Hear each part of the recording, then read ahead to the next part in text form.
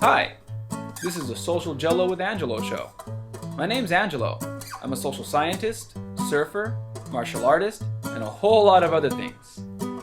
Coming to you live from Kasai City, Japan, the Social Jello with Angelo show. What's up, and welcome to another episode of Social Jello with Angelo. I am here with Dan Tyrell. Did I say that right? Yes, you did.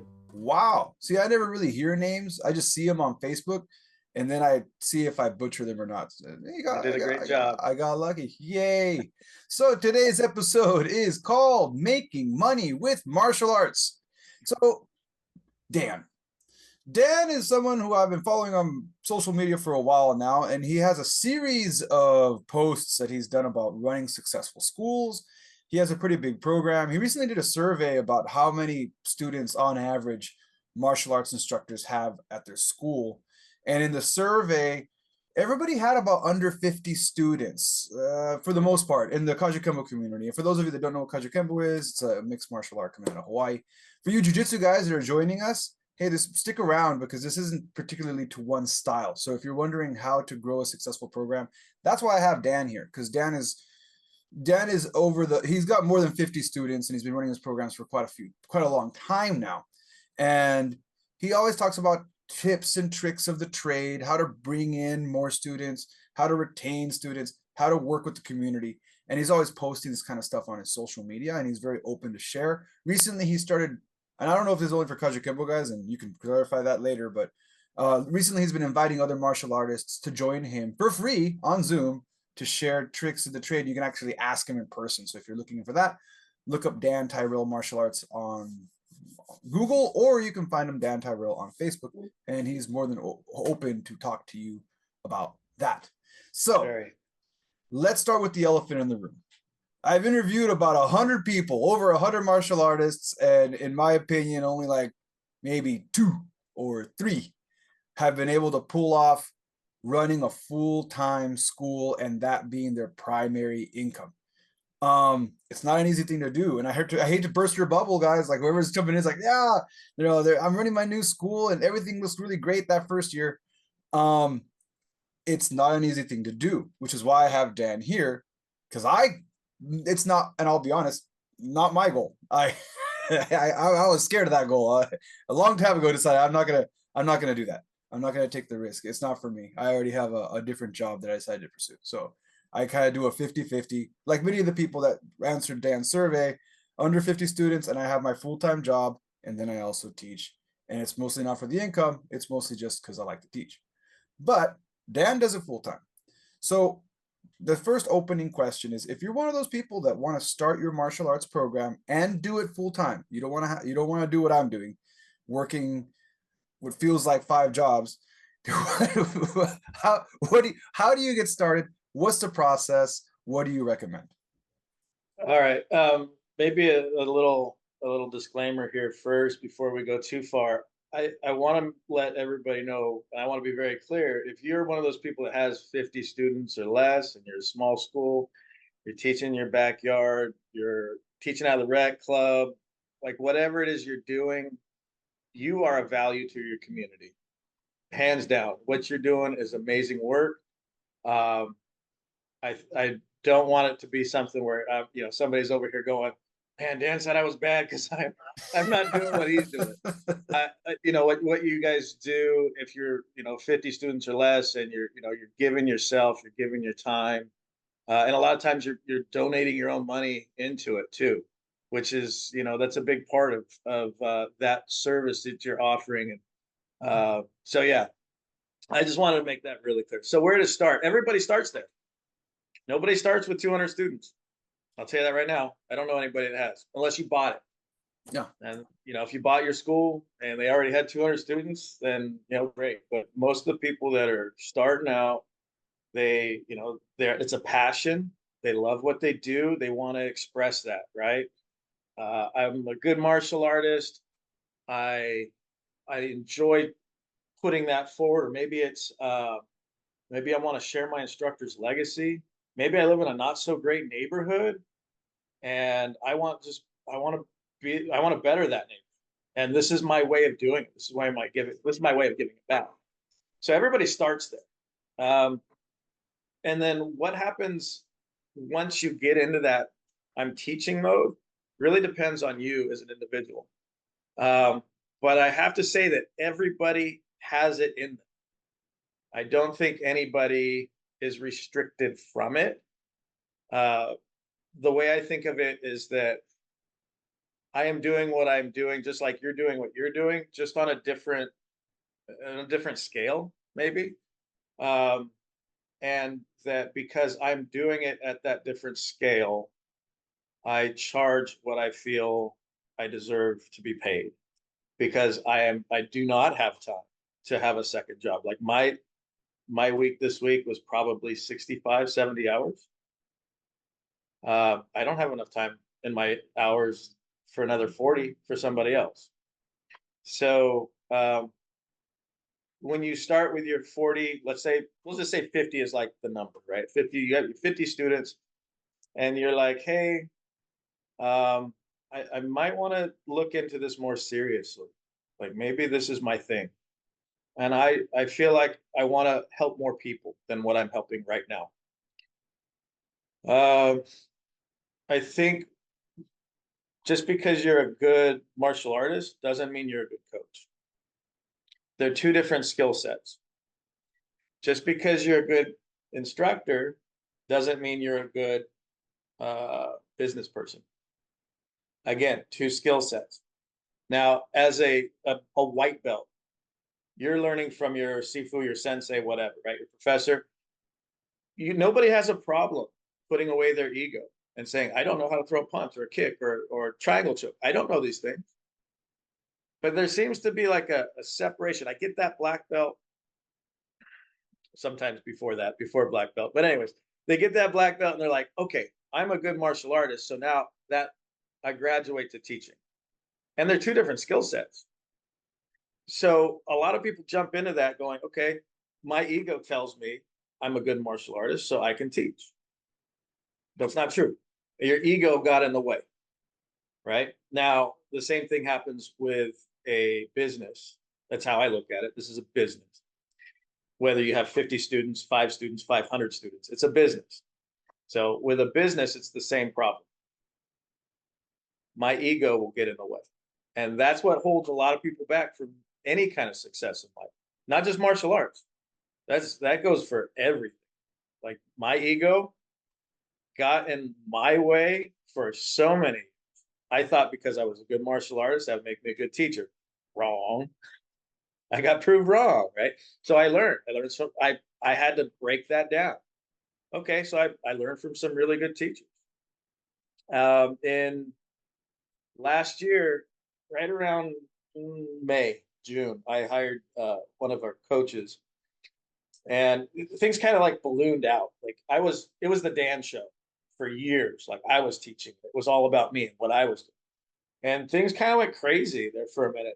I went from 63 students in January to 130 by May, which is too much. Like I can't handle that many students. And with that, so I hired somebody else to help me out with classes.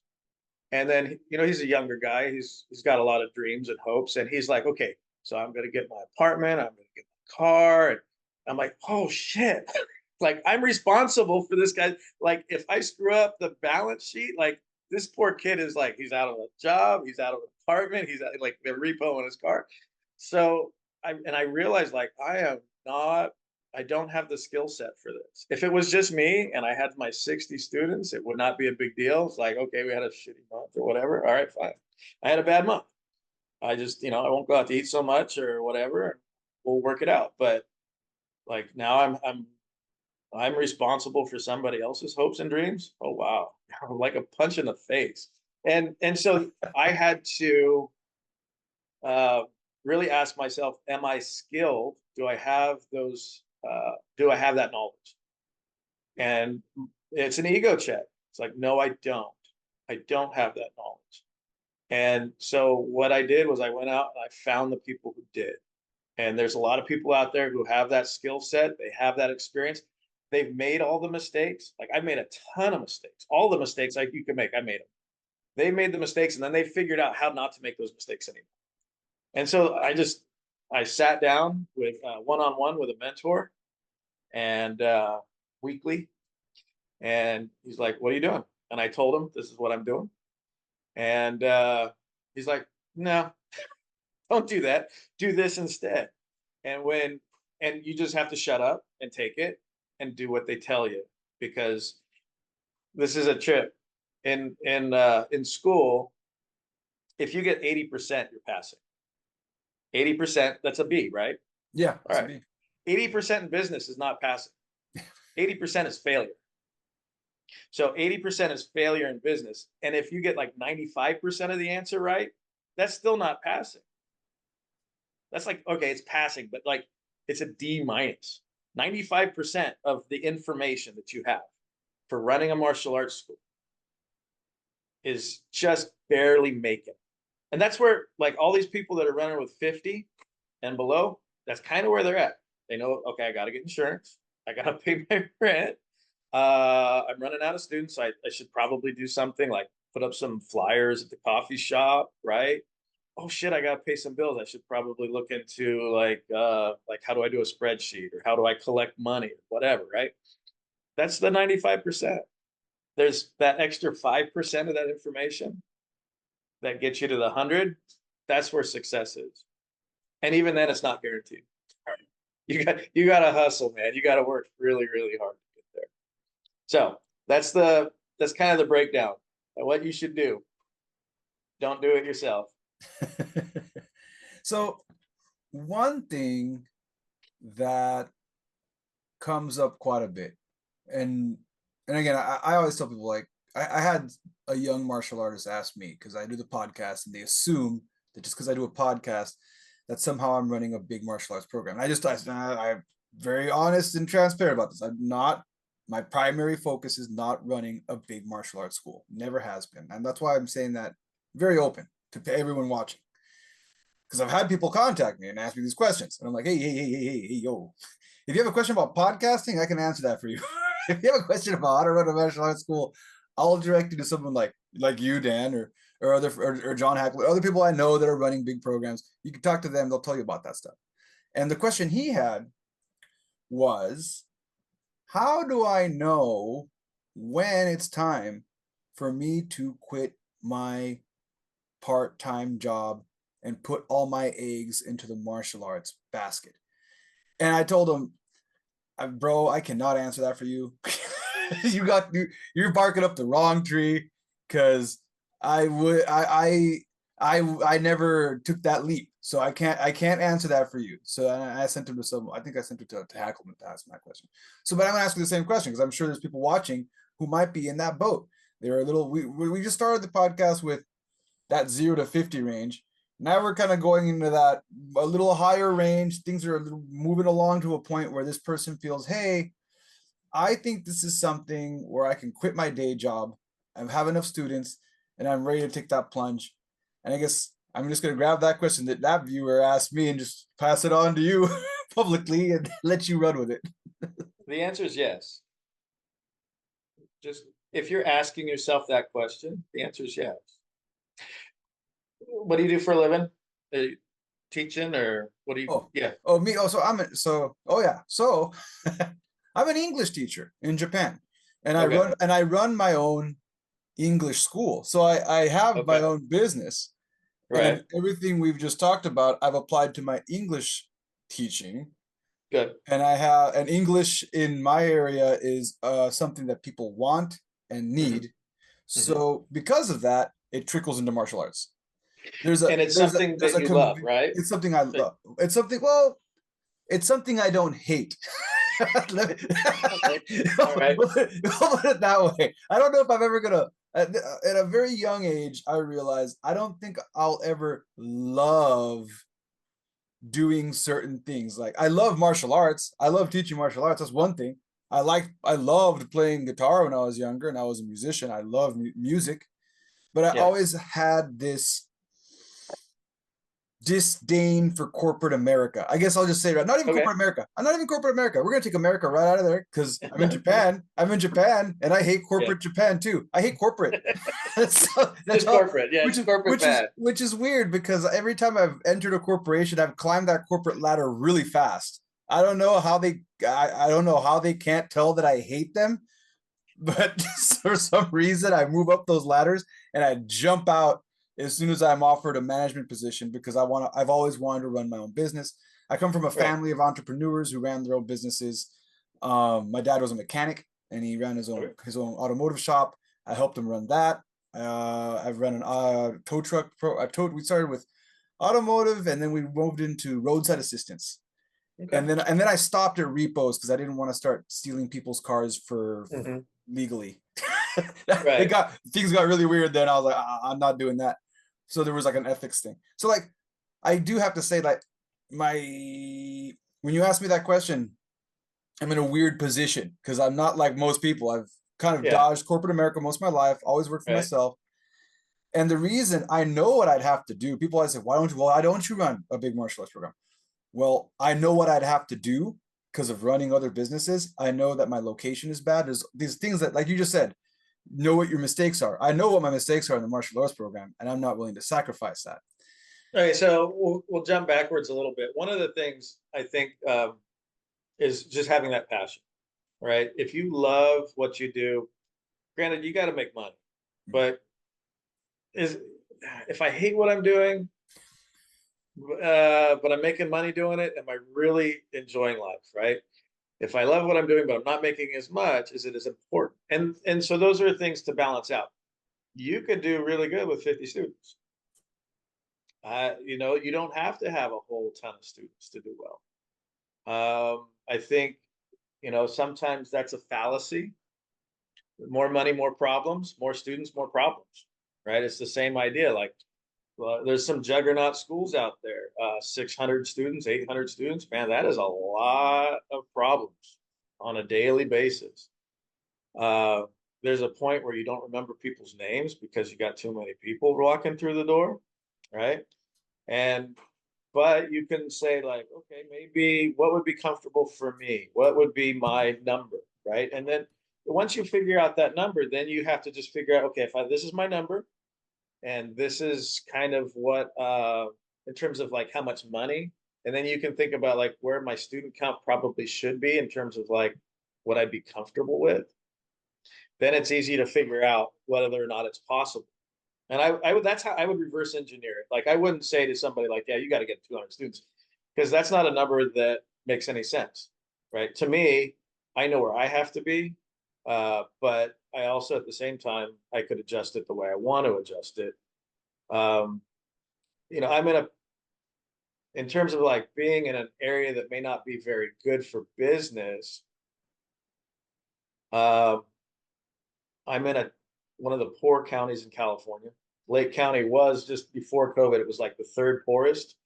I think we're up to number 10, which we're coming up, We're looking at you next, Modoc. We're getting you.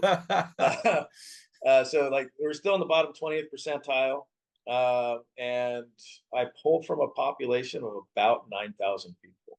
The town that I'm in only has 1,000, maybe 1,300 tops in the and then immediate area. and then what I'm going to say real quick, I'm going to clarify what I mean by location. Not so much the town I'm in. For me personally, I'm talking about a location as far as storefront in the middle of town or in the middle of nowhere. So when I say location, not so much like, oh, my location is bad because my town doesn't make a lot of money or it's a small town or whatever. I'm talking like actual location. I've heard people say this on another podcast, and I'll bring this up. I brought this up before in the last one I talked about this.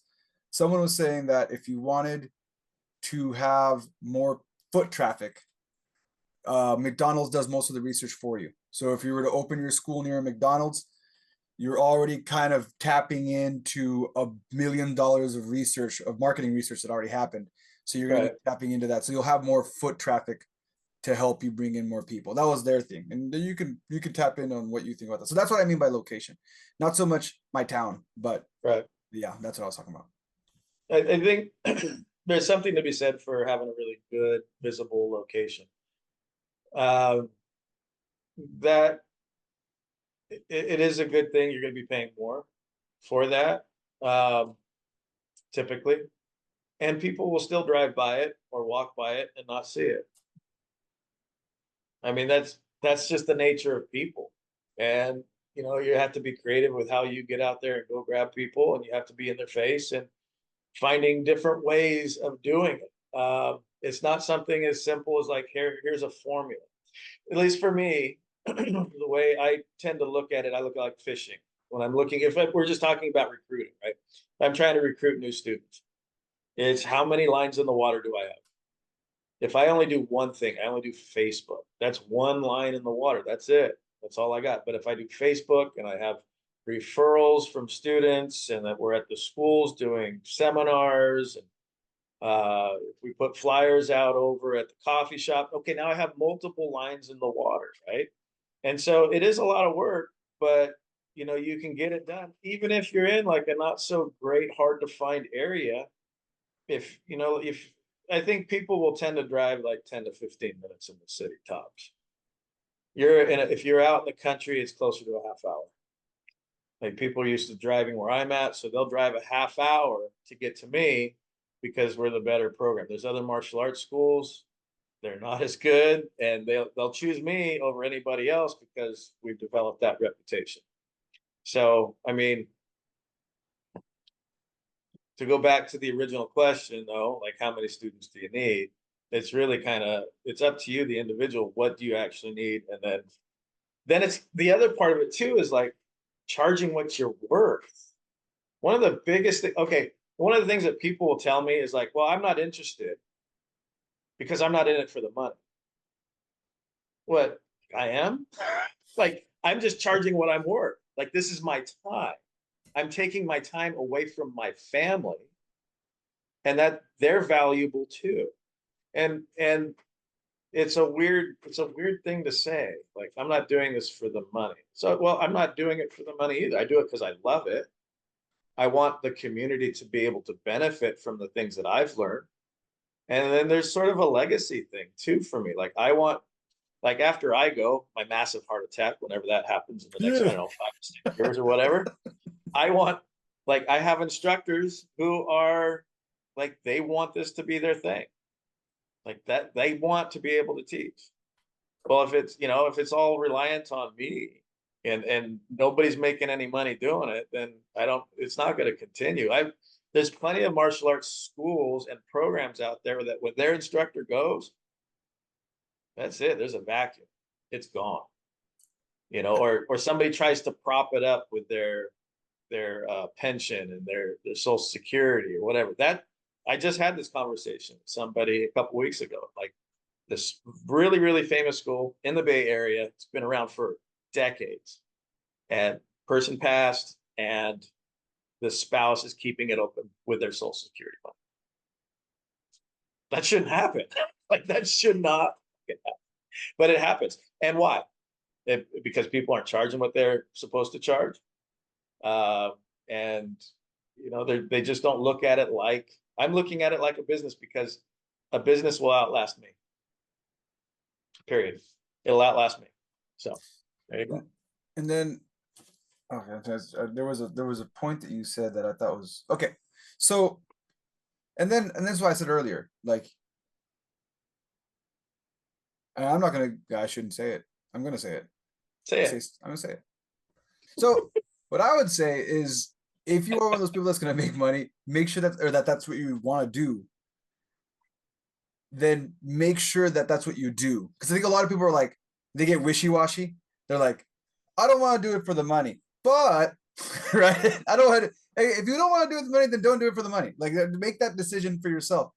But if you can't, if you stay too long in the middle ground of, I don't want to do this for the money, but it's just going to end up causing you more problems, because you need to commit. That's what I want to say. You got to commit either or. And I've seen this happen in my business of English teaching. I've seen people, I have some students, but, and there's always that but enter excuse here. But then they try anyway. And I want to say those people fail even worse because they didn't commit. Like, they already came in with I don't think I'm going to make it, but I'm going to jump anyway. and things don't end well for those people, in my experience. So a lot of that going back to the ego. Somebody's going to be, well, I'm doing better than, let's say, my instructor. All right. So I'm teaching, I'm a better teacher than my instructor, or I have more students than my instructor. And so I'm doing pretty good, right? I'm doing okay. Good compared to who, though, is the question. Like, you're good compared to your instructor, who, there's plenty of people out there that probably shouldn't be teaching. I mean, that's just my non-humble opinion. Like, there's a lot of people out there that should never put that belt on and start, collecting money but they're there. They're there. So, yeah, I mean, don't go wishy-washy with it. I think it's important to build up. Like, okay, you get to 50. Cool. Let's say 50 is your jumping off point. All right, well, 50, and then you're charging appropriately, right? So let's say 50, and I'm going to charge, let's say for the area, appropriate is 150 a month. We'll just throw that number out because I think it's a pretty straightforward number. So if we math that out, what is that, 7,500 a month, right? Yeah. And so that takes care of your rent. That takes care of your insurance, takes care of some of the other bills that you might have, electricity and junk like that. And then that gives you a little bit left over to really plan out what it is that you're going to do. And then you can look at something like, okay, I'm going to be full time with this, and then devote your time to it. You cannot, going back to the wishy-washy thing, there's plenty of days where it's like, I want to stay in bed. That ain't happening. Like, I'm up. It's up. Like, I was up this morning. I got here at the dojo at before 9 o'clock. Most days I'm here before 8 o'clock.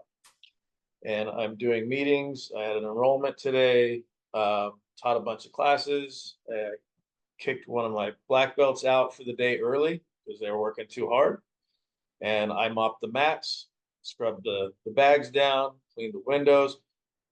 That's where I don't have to, but that's where I've kind of felt like, okay, this is my day today. This is what I need to do. And there's really no like, okay, I'm in a business. I'm not going to do these things today, or I'm not going to try today. These are things like, this is a business. There's no like, hey, I'm going to take my day off. If you have employees, then you get a day off. It's called buying your time back, right? I bought my time back. So if I don't have employees, you don't have a freaking day off. You can work that out with maybe your senior students. So sometimes like you got some brown belt or a low level black belt who wants to like step up. Okay, cool. Like I might be able to take a weekend or something like that. But the first 2 years, don't even think about it. It's your baby. You're not going to leave your baby by itself for the first 2 years. My 5-year-old can get up and she can make her own cereal. And, my 6-year-old's like, he can drive a car at this point. Like he can do whatever. Like, he's in charge. It's cool. But like, when you got a toddler, a 2-year-old, like they don't know what they're doing. So the business is really no different. You got a new business and it's just sort of going along, and it needs all of your love. It needs all of your energy. So there's a price. There is a commitment. And then, but you know what? Hey, one, everybody can do it. Just like everybody can, well, just about everybody can have a kid. Right? Just about everybody. Some people shouldn't, but that's a different topic. There's a lot of people who shouldn't have kids. So everybody can have a business, and everybody can be successful at that business. It's just that they have to want it, and it's that passion. Hey, how passionate are you? Do you want to do it? I personally think, like, I look at all since we're talking about Kaji Kempo, but jiu-jitsu folks too. There's a lot of really great coaches out there that would. I'm thinking of a friend of mine. I'm not going to mention names, but a really good friend of mine who deserves to have a full school. Deserves it, right? Great fighter, great instructor. Absolutely no reason why he should have, like, he's got like 50 students. Why? Like, he should be able to, and he's trying. It's just like, okay, we got to just move that forward a little bit. Let's do a little bit more. And so we work together. We're working together some more, and we're making, like, okay, he's making progress now. So those little steps, it's just about, at least in that case, when you decide, like, this is what I want to do, put your ego in your back pocket somewhere because it's gonna come creeping out, tie it up with some duct tape and find that person. It doesn't have to be me. You got like Rick Kinji's son has a monster school down in Inglewood. I'm sure he would love to help. I know John Hackelman, he's got a really successful program. It's an MMA program, right? You got Jeff's school down in is it Union City? I think it's Union, yeah, City. Union City, yeah. Union City. He's got a really great school running. Jordan Pallen's got like 600 students. He's a college guy.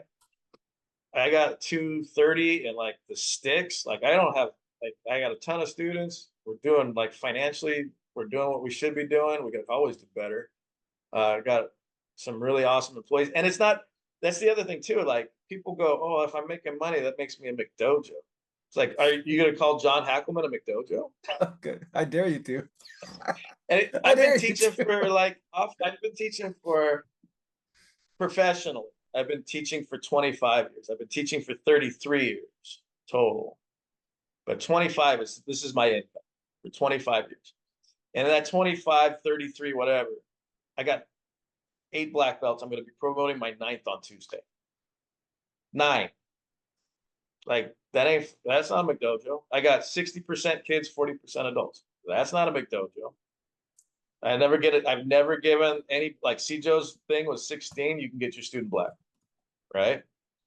So 16 student black, that's the youngest I've ever promoted. I don't have a junior black belt rank, nothing like that. So people can do it and still keep their soul in the martial arts, right? This is my soul. I don't want to ruin my reputation. My sensei is going to be rolling over in his grave because I made a couple nickels. Oh my goodness. I can scrape I can take my wife out on a date, with the money I made from the dojo this month, right? No, just get out there and do it. Okay, just go, grab it. So you mentioned a few things here. One of the points was 60% kids and 40% adults. Mhm. And then, well, there was 2 things I want to talk about. Program development. So far, since I did title it Making Money with Martial Arts. People are going to be coming at, and we said we're going to make this, we're talking about different styles. One thing we kind of have to talk about, I don't want to go in too much detail, because if you want to know more about Kajikembo, at the end of this episode, there's an entire episode called What is Kajikembo? And I encourage you to watch that to figure that out. But what do you say to somebody, because anybody watching this they might come from different backgrounds. So they might be a Kajikembo guy. All of them are Kajikembo guys. Some of them might be jiu-jitsu guys or boxing or kickboxing. So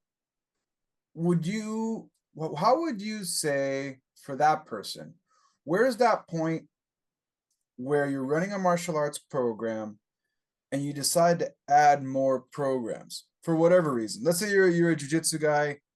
Let's say you're a jiu-jitsu guy and you're only doing jiu-jitsu. At what point do you hire the next person? You kind of mentioned this earlier. Let's say you're not a jiu-jitsu guy, you're more of a Kajikembo guy or mixed martial arts background person. When do you start implementing more programs? Should you start implementing more programs? And how does that process work? You can. I don't think it's for everybody. It really depends on the culture of your school. I think that's a huge part. You can get away with like a single program. Maybe it's Shotokan or it's Brazilian Jiu-Jitsu or it's Muay Thai, and you will do fine with a single program. I feel very strongly that single style schools are still valuable and they're still wanted. And it doesn't, I think sometimes people kind of get roped into other thoughts and other ideas like, okay, Brazilian Jiu-Jitsu is really big with adults right now, right? So I'm going to try to find a Brazilian Jiu-Jitsu instructor, but that culture, the Brazilian Jiu-Jitsu culture, is a lot different than, let's say, if you're teaching Shotokan, very, very, very different, right? Or Taekwondo, very different, right?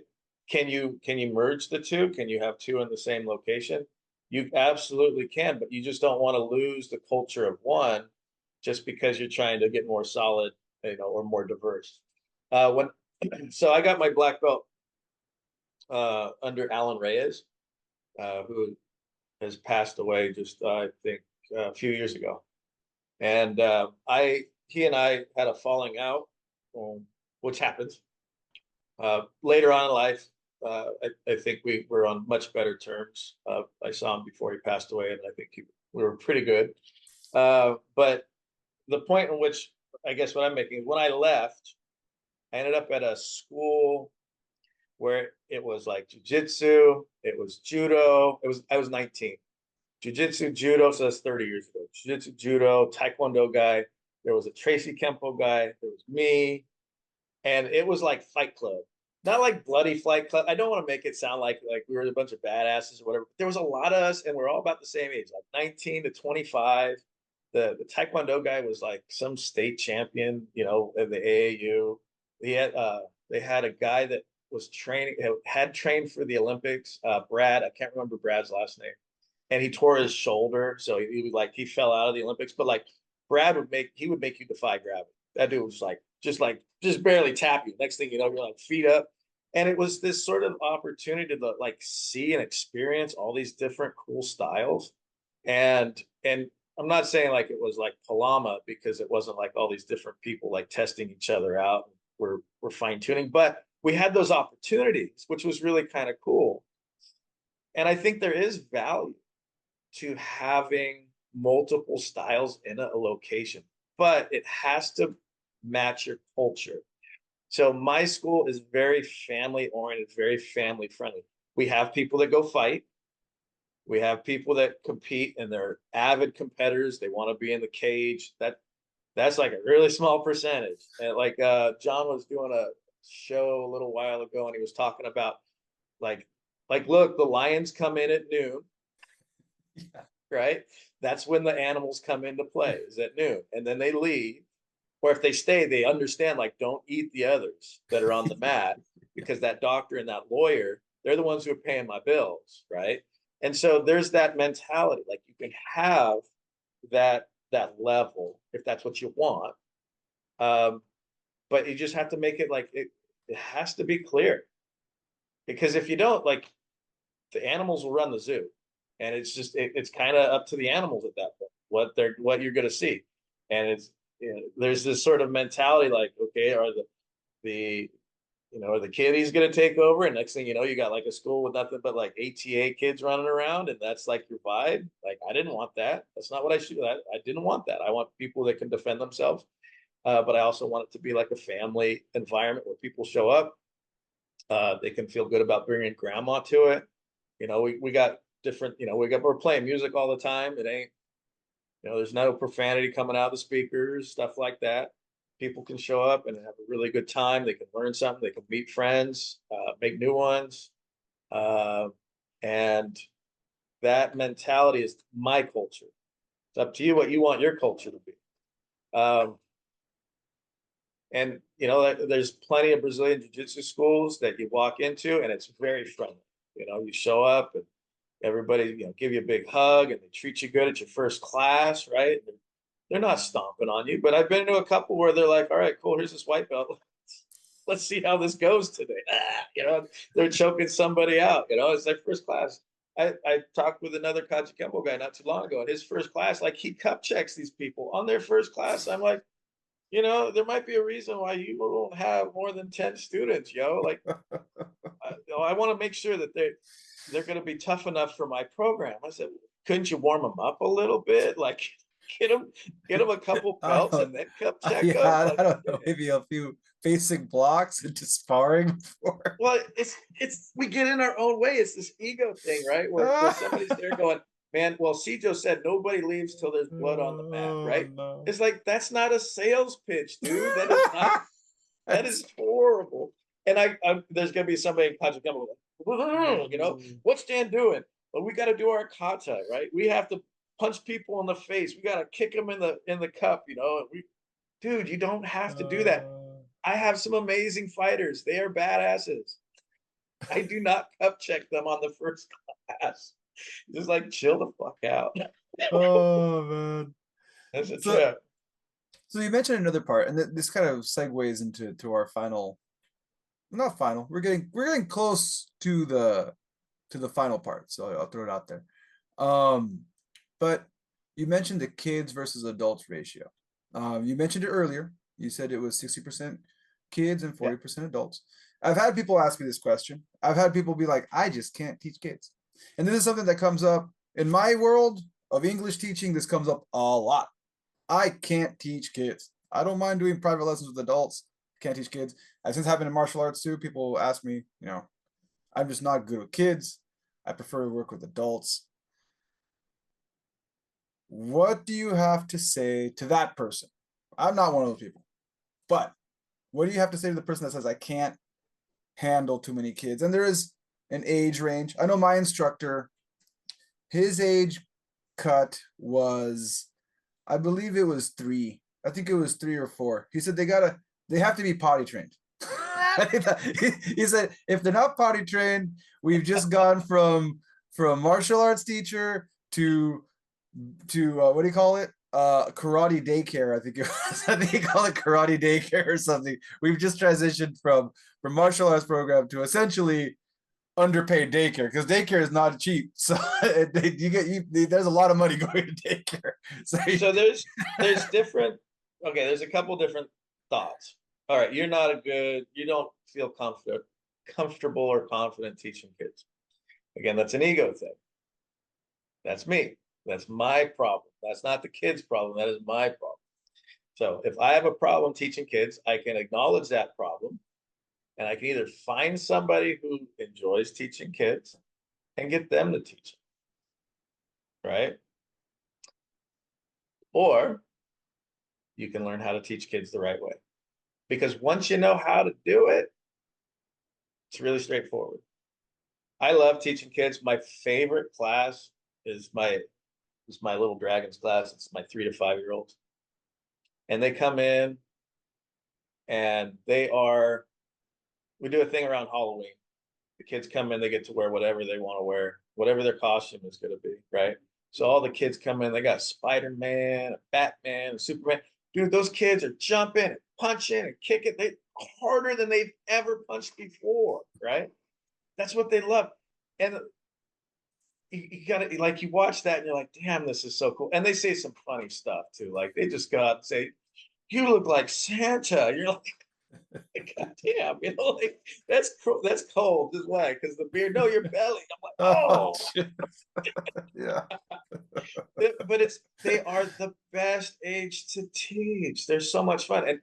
And here, what are we like as a martial arts instructor? Why am I teaching? I want to help people be better than they were before. I want to be able to teach somebody who may not be able to defend themselves how to, like, like, here's some claws, here's some teeth. Now you're an animal that nobody wants to mess with, right? Is there any better age group and category than our children? Absolutely not. Like, they have the rest of their life ahead of them.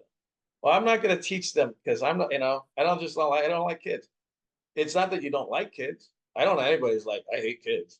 Well, I take that back. There's a couple people. And I was gonna say, I know a few people that are like that. But I think deep down, it's that they don't know how to connect with those children. And guess what? There's a ton of resources out there for people that want, like, deep down, like I'd like to, but I just don't know how to. I'm finishing up. I'm editing up a video right now. It's one of my kids' classes. It's like a bunch of beginners, and like one of them's on the spectrum. Another kid's got ADHD in the class. So you see them, they're like, they're doing some circles and stuff like that. That's cool. Like, I don't even care. Like, a couple kids came in late. It's fine. So I'm gonna finish that one. But like, Melody Johnson has a program called Skills, Skillz, and she has it blocked out. It's an amazing program. And if you don't know how to teach kids and you want to learn how to teach kids, it's like 18 to 36 months is her mini skills. And then she's got 3 to 4 year olds, 5 to 6 year olds. So she's got it blocked off. And it's like she's got it mapped out. Like, this is what you do in your class for warm-ups. This is what you do for your basics. This is like how you kind of keep them engaged. She's teaching you how to teach them. There's no reason why you can't, unless you just absolutely don't want to. And if you don't want to, find somebody who does, because guess what? Your community needs you to do that. They're the most victimized population that we have, and they need you more than anybody else does. I mean, I teach a seniors class. I teach women's self-defense. Do they need it? Absolutely. But who needs it more than our kids? Nobody, you know? So there you go. There's my answer to that one. There it is. So there you go. If you're wondering about, if you're one of those people that does not want to teach kids for whatever reason, there's your answer for things to look at. So let me see here. We covered location, we covered program development, and we covered ages. I guess as we get to our wrap up, I guess the last question I would have is, we talked about pricing, right? We talked about pricing, sort of. A little bit. A little bit. So what would you say? Okay, that's the one thing we didn't talk about. What's your advice for someone who's starting from scratch? We're working really backwards here. We kind of started with the person that already is like at the level where they were already at the 50 students. So the last person we'll talk about before we wrap up is the person who just got their black belt or instructor certificate or whatever it is, and they're just about to get started. They're in that, I'm going to start teaching. I have a few friends in my backyard that I'm already teaching because my instructor gave me his permission, or maybe he didn't, but they're doing it anyway. But they're starting to say, hey, I think teaching might be something I want to get into. What's your advice for them just to get started or maybe they don't have any students. We'll start with that person. They don't have any students. They're just thinking, hey, just got my black belt, I'm a fresh black belt. I've been given permission. And I keep saying this because this happens a lot in not just the Kajikembo community. I'm from the Brazilian Jiu-Jitsu community too. They're very, very, very, very, very, very, very strict about who's going to teach and when they're going to teach and how they're going to teach and who they have to pay. And there's a lot of money involved behind that. And I could do a whole podcast on that, and I won't. But I'll just mention that you're at that stage where you finally can teach. Whatever, whether you can or can't, I'm not going to get into the details, but you've decided to teach and you're trying to get started, trying to map out in your head who you're going to teach and how you're going to get started. What is your advice for that person? Yeah, that's a hard question. Well, first, get rid of all the kata, because nobody likes doing kata, so just get rid of that garbage. You can teach kata, I'm just playing. All right. There's a number of things that you're bringing up there in that statement that kind of trigger a little bit. One, it's your program. And it's your reputation. It's your school. It's your risk. The risk is a big one, right? That's why we have insurance. And when you're at that level, you're a beginning instructor, you're going to have all these other people telling you, hey, this is what you need to do. You need to pay me because I'm the Grand Master. And you need to call it Dan's whatever because I'm your instructor, right? But you're going to put my stuff on there, right? But you're not, like, they're not helping you out other than what? They gave you a black belt. So there's going to be issues that come out of that. And that, at least in that scenario, right? And it's just kind of going into it with your eyes wide open, having those serious conversations with that person that you want to continue to get ranked from, if that's something that's important to you. I mean, that's part of the reason why I had the falling out with my instructor. I had my falling out because I wanted to teach certain things. I got a chance to go to China and learn, and then I came back, and it was, hey, guess what? The only thing you need is original method, Kempo karate, hard style. That's it. But the box was open. There's the Pandora box. It's open. Is original method great? Absolutely. It's a great art. You know, I'm not pooping on it. Like there's a lot of really great things about it. But there's the B word. I don't like using the B word. But um there was more for me. I wanted to learn more. I wanted to do more. So if you're like, hey, I'm a brand new instructor, the very first thing you need to do is sit down and talk to yourself and say, what is my goal? What do I want to do? Why am I doing this? Is it to uh, because I want to help my community and my instructor can't make it here to teach and maybe I have to commute or whatever? Is it because I want to make money? I see this as a way to feed and clothe and house my family, because it is most certainly a way to do it. It's a very good way of doing it if you do it right. Is it something where I'm looking at it like I want my instructor's legacy to be passed on? Like I'm just being the dutiful student. There's people that do it that way too. Like I'm just teaching because my instructor wanted me to teach and I'm going to teach it the way they taught it. Uh, and that's cool. Like everybody's got their own way of doing it. If you're like, hey, I would like to turn this into something bigger, possibly, and I want to be able to fund my activities with this, and I want to be reimbursed for this, that is most certainly something that you have to say to your instructor and get their blessing, and I like make sure that they're clear, like, yes, this is okay, because if not, you might have the same thing that I had where my instructor's like, yeah, you can do it, but you ain't, because we had the discussion. I was like, can I do this? And they said, yeah, oh, yeah, you can do it, but you're not doing it with me. And then and I'll add to that.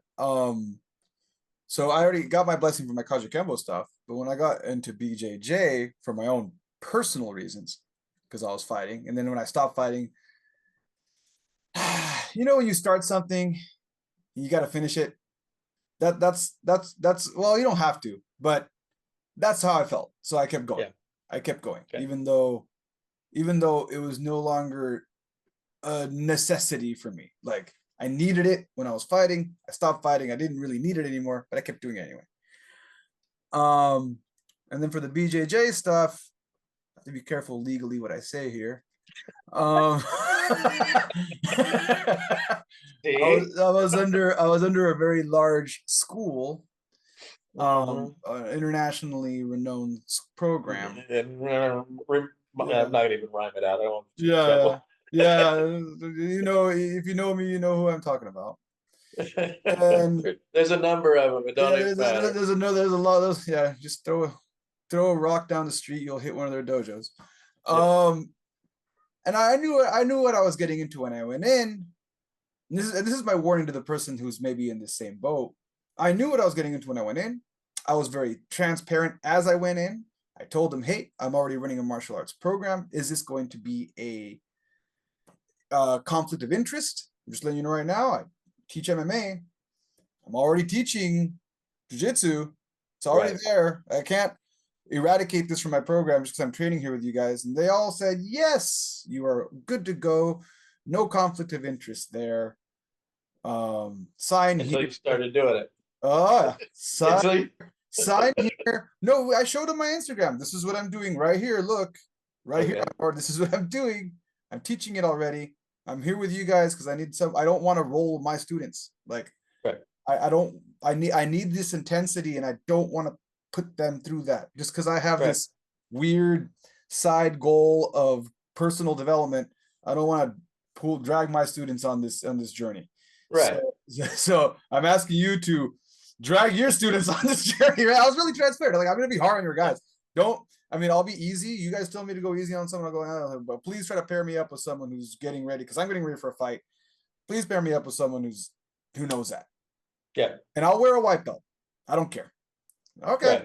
They slapped the white belt on me. They did fast track me. I didn't ask them for fast tracking, but they fast tracked me because their school had a rule, and I'm not going to say to avoid legal problems. If I start talking about the details, you'll know who I'm talking about. They had a rule that you had to have a certain amount of stripes, and they put those certain amount of stripes on me so I can start free rolling. And the problem didn't come up for years. I stayed there for almost 8 years. almost 8 years, no problems. The problem didn't come up until I stopped fighting. I even stopped fighting. And I was just there I figured, I'll go till I get to black and then I'm out.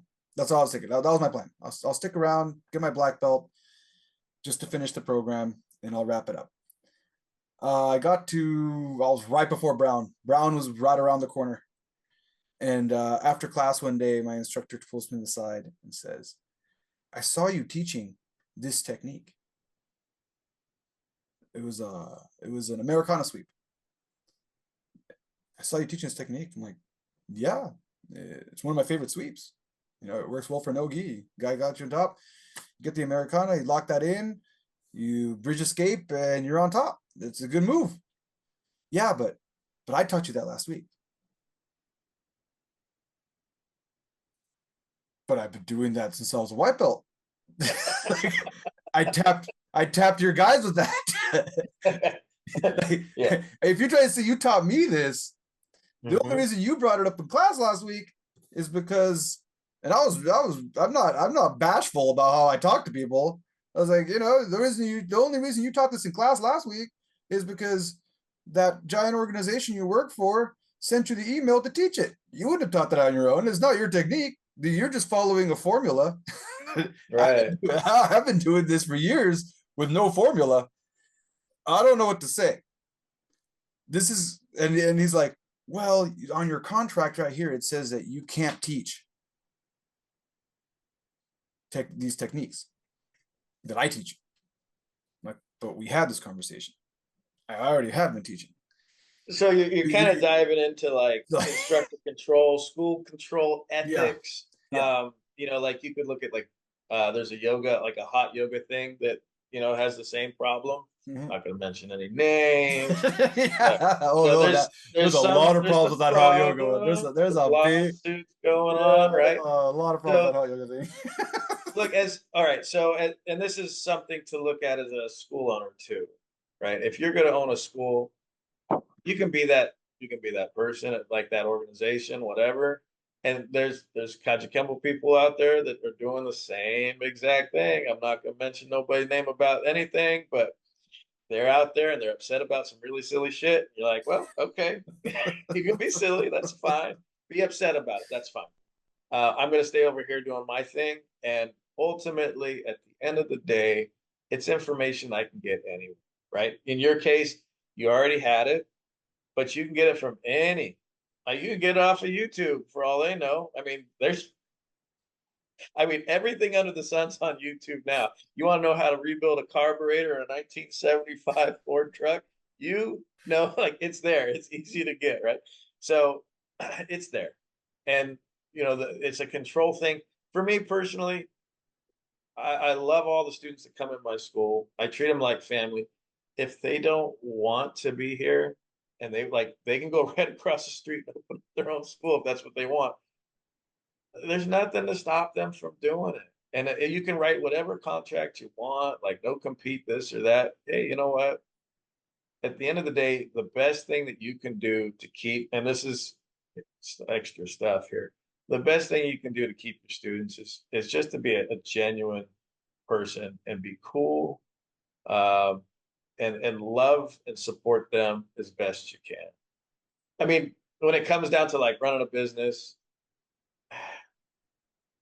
you talked in the beginning about corporate, right? You weren't like the corporate thing was not your thing. Just because you're running a business does not mean you can't have that love. And I think that's one of the things that I really like about what I do. So we get a chance to I do a bunch of stuff for the community. It's not a nonprofit. I just give my time up. We just did a big fund drive for the local schools because our local school district is really hurting. So we got everybody to pile in a bunch of stuff in these Tupperware containers, pens, pencils, backpacks, drop it off with the schools. Schools are like, what? This is awesome, right? Bringing kids in. I scholarship kids all the time, like kids that, can't afford it. Yeah, come in, do it. It's my choice to do it. I can do it. And then here it is, I'm still in a business. My instructors get to keep their apartment, get to keep their car payment, right? I told them not to. I said, don't get the car payment, but there it is, right? So like trying to get these things in a way that supports your community, supports the people that work with you, not for you, work with you. And then, I know we kind of touched on the price, but charge what you think you're worth. Like there's plenty of people like I charge this much and I charge this much because my instructor charged this much 40 years ago. That's me. That's me. you? That's me. That's me. I mean, that's me. I'm being honest. Yeah. Is there any other business, any other thing that that does that? Yeah, exactly. It's and again, why is that me? And then okay, just to wrap up the last segue, I left that place. He said I can stay. To wrap up that story, he said I can stay. He said it wasn't a conflict of interest, but I never stopped there. This is my advice to that person who's getting ready to teach. I was longer down that journey, but it was a conflict of interest for me. I was so busy the whole time wondering if it was a conflict for them. And sometimes you have to ask yourself, is this a conflict of interest for me? That's one of those things that you do have to sit down and ask yourself too. Like, how is this going to affect my friendships that I've built at this school? Right? Because I'm sure you developed a number of friendships at that unnamed jiu-jitsu school. Yeah. And now I have to leave that because of the falling out that we have with our instructor. Yeah. Right. I had a number of friends at my old school, and they, I was basically mud at that point. Don't talk to him, and we all get along now. Like we all get. I miss everybody. I connected up with so many of them later on in life. I think really fondly of them, and I feel really fondly of those times that I spent on the mat at that school. But if you're going to open up a school, really have that conversation and be upfront. If you have these desires, like, hey, I want to make it big, or I want to make this part of what I am, what I'm doing. Like, what kind of controls are you going to have? Because it's funny, once dollar signs hit the eyeballs, everybody changes a little bit. Yeah, yep, and that's what that's why I put my story out there, because your story was Kajikembo, and I'm just letting you know we're not picking on any style here. That's why I brought in jiu-jitsu. If you're that person, these are the kind of things you have to prepare yourself for. Now, back to $5. $5. That's what you charge. $5. Why?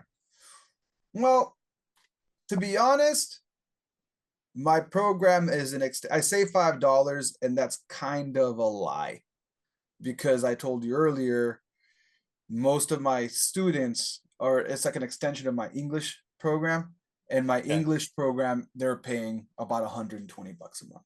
So really, when you tack on the $5, now they're paying about $150 to $160, $180 for some of them, depending on how many classes they show up to. So, and it does add up. Like, it does end up at the end of the day, the dedicated students, even though they pay $5 a lesson, with the way the charging works, it ends up turning anywhere between $50 to $40, depending on how many times. So it's not just $5 like a month or something like that. Could it be more? Maybe it can. Now, why isn't it more? Again, as a businessman, I'm focusing more on my primary program. My martial arts program is not my primary program. If it was, I would.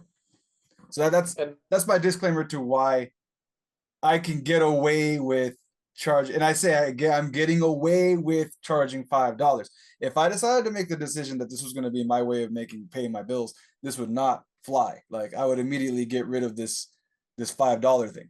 I'm in a position in life where I have this program and other ways that I make money, and I've made a decision that I'm not going to make money this way, for whatever personal reasons. But if you're one of those people that wants to make money, then not even wants to make money, wants to pay your bills. See, I have my bills paid in other ways.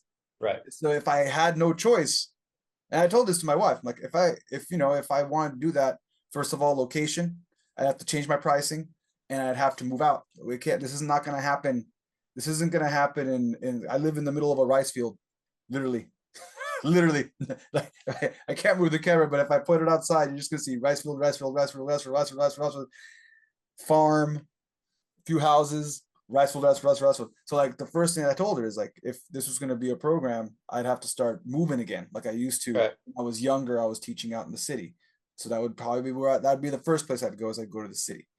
Now, again, I'm in a position in life I don't have to do that, so I don't. I'm lucky enough to say that. But yeah, that's my reason, the $5 guy. But I know there's not. I don't think all the people saying I do $5 is because of that.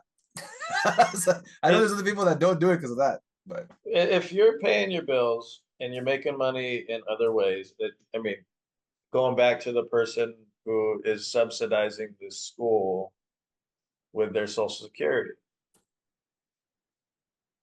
that, to me, my personal opinion is that that shouldn't happen, especially if you're offering a service like, what we're doing here. We have a ton of classes and a ton of opportunities, and it's not just punching and kicking. There's so many different levels of what we do here impacts the community in a very positive way.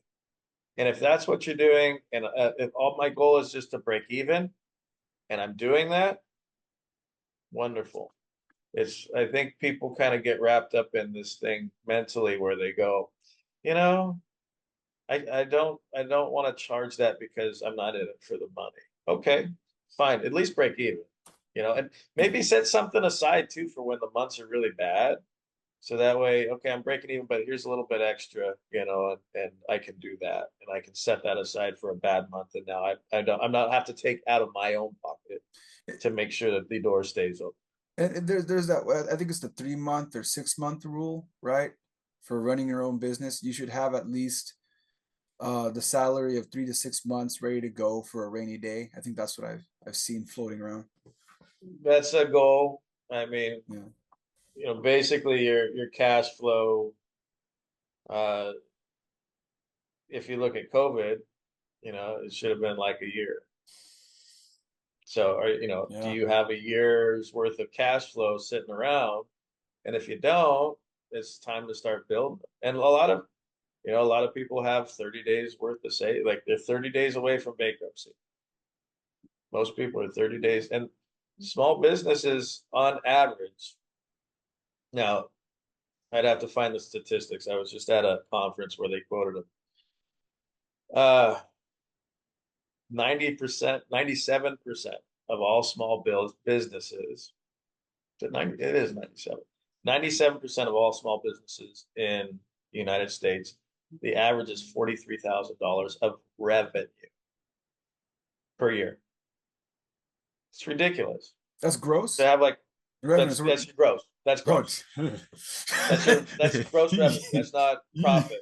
That's That's gross revenue. gross. Now, 2% do $250,000.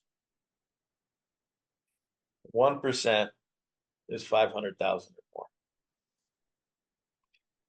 more. That first number, it kind of, remember we're talking about like 80%, 95% when I were talking about like what that 80%, that's failure. Mm-hmm. Right? You got 95% of those small businesses, they're only making $43,000 gross in the United States. There's like 43 million. No, it's 34 million. Got to go backwards.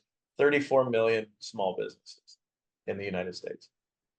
So that's not a lot of money that's going around for the amount of work and the amount of time and energy and like what you're trying to accomplish, what you're giving back to the community, right? So I'd look hard at those numbers, and try to figure out, what am I trying to do? And what am I taking away from those that I love? I could go back to working for juvenile corrections and have a really easy job, put my feet up, watch football with the kids and throw some people on the ground when they're fighting and handcuff them and call it a day, right? Write up the report, call it good. But I don't love it. In fact, I hated it. Like there was a point where I'm like, man, this sucks. Like this is a horrible job to be in, especially when like the kid was like covering himself with his own feces and wanted to like wrestle, and you're like,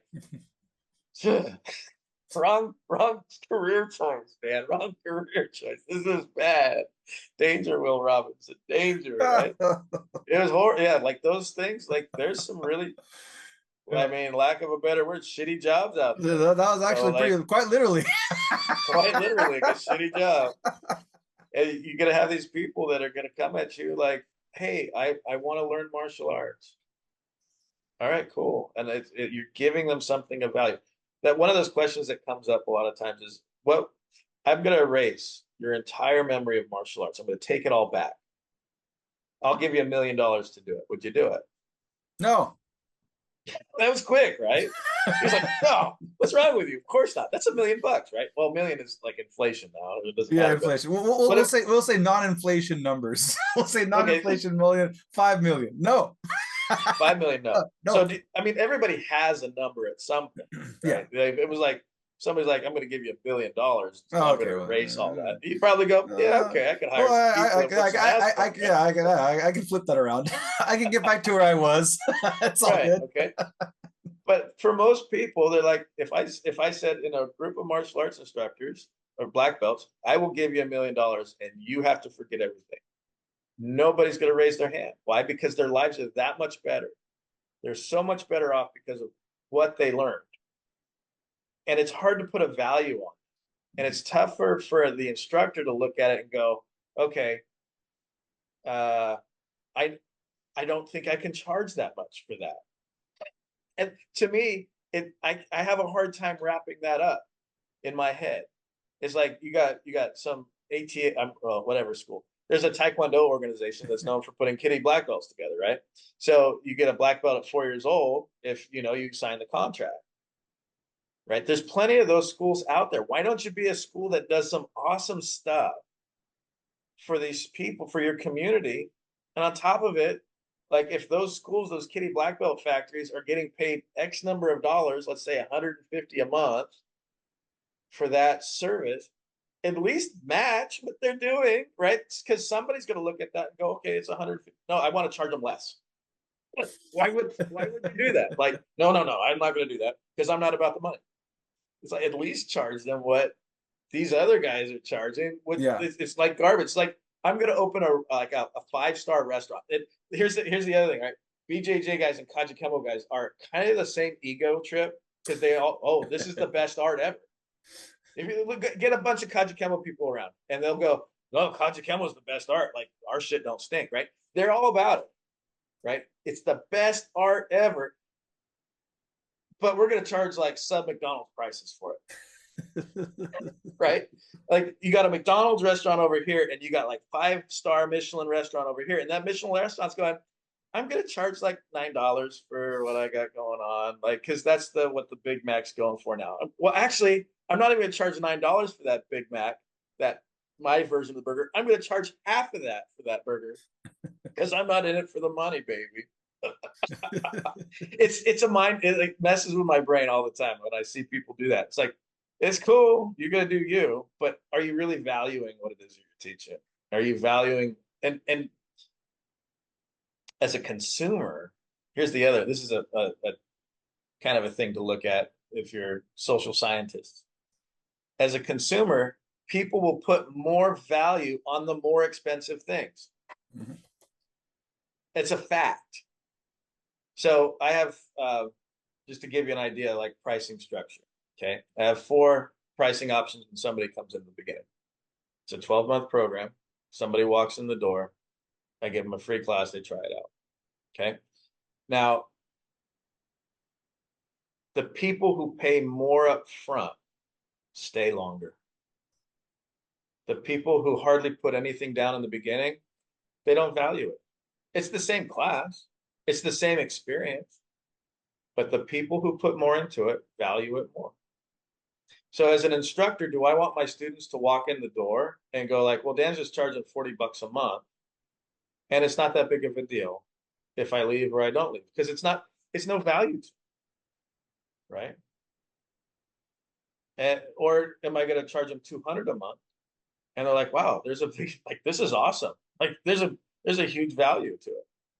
And there's been studies that have been done where they chop up Big Macs and they're like, here's a $20 burger and here's a $5 burger, which is better. It's the same damn burger, and they're like, "Oh, the $20 burger is the best one," right? They just put so mentally, it kind of like it changes how people look at what it is you're doing. And if you undervalue your service, your students undervalue your service as well. They don't look as highly at it. At least charge what those guys are charging at the Kitty Black Belt factory. So that's I'd double it, to be honest. I would double it. Anyway. So, we went a little over my hour, but hopefully for those of you who stuck around and watched, you got something out of this and you got some ideas to mull around in your head, whether you're the $5 guy or the guy who wants to open the next 10th Planet Jiu-Jitsu. You have your ideas of what you want to do. Already. Yeah, put on my tights and get on the mats. Whichever person you are, hopefully you got enough information with all of this to kind of have a better idea of what you're doing you're okay with, or if you want to do some more. Now, for our marketing stuff, Dan, where can people find you? Easiest place is Facebook. Yeah, you can find me on Facebook. You can hit me up on email if you want. It's hi, HI-YA at Tyrell, TYRRELLMA.com. So hiya at TyrellMA.com. But Facebook's the easiest place to get a hold of me. I'm totally cool answering questions. Like if you don't like what I said, you want to argue with me, I'm probably not going to argue. I got rid of that phase a while back. I don't Facebook argue anymore. You feel really strongly that, whatever. I don't really care. I'm too busy, man. I'm too busy. But if you want legitimate help, if I'm busy, I'll point you in the right direction. If you got questions, I just want people to be able to live out their dream if they want to. I think I've been pretty blessed with being able to do what I like for a living for most of my life. And there's something to be said about that. And I'd love to help people that really want to take action. And I've been doing that for a while. So like when, a friend of mine came to me and said, I need help. I want to do what you're doing. Like, yeah, I'll help you. You just got to do the work, man. I'm not going to pull the trigger for you. I'll hand you the gun. You're the one who's got to pull the trigger. So, yeah, that's how you get a hold of me. Happy to help. All right, so that is Dan Tyrell. You can look him up on Facebook. That's the easiest way to get to contact him. This has been another episode of the Social Jello with Angelo podcast, Conversations with the Back Fist. I'm supposed to say this first, but I like to say it last. Like and share with your friends if you like what you saw. And one of these a week, sometimes one or more. Catch y'all next time.